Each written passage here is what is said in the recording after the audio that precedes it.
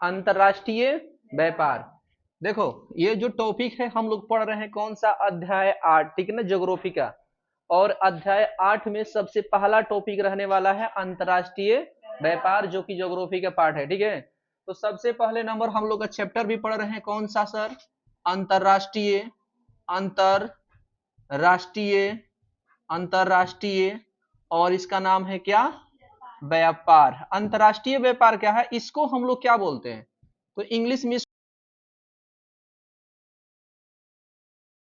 इसको बोलते हैं इंटरनेशनल ट्रेड, ठीक है।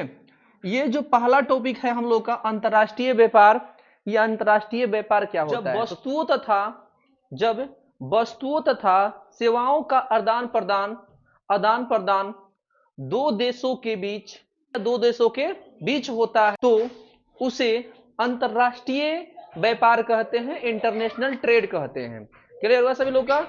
अब चलिए समझाएंगे। जब वस्तुओं तथा सेवाओं का आदान प्रदान दो देशों के मध्य या दो देशों के बीच होता है तो इसी को क्या बोलते हैं, अंतरराष्ट्रीय व्यापार बोलते हैं, इंटरनेशनल ट्रेड बोलते हैं। अब इसका मतलब क्या हुआ, जैसे हम लोग देखेंगे वस्तु और सेवाओं से क्या हुआ।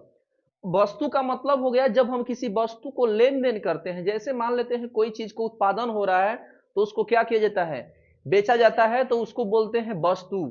और सेवा का मतलब क्या होगा, सेवा का मतलब हो गया कि एक जो करता है, यानी सेवा का मतलब होता है जाकर देना। जैसे हम यहाँ पर हैं, हम यहाँ पढ़ा रहे हैं तो जो ऑनलाइन क्लास चल रहा है तो ये दूसरे देश के भी लड़के देख सकते हैं, अपना भी देश के देख सकते हैं, इसको क्या बोलते हैं, सेवा होता है। क्लियर हुआ। तो इसको बोलते हैं क्या, इंटरनेशनल ट्रेड बोलते हैं, व्यापार का अंतरराष्ट्रीय व्यापार बोलते हैं। क्लियर हुआ। तो पहला टॉपिक क्लियर।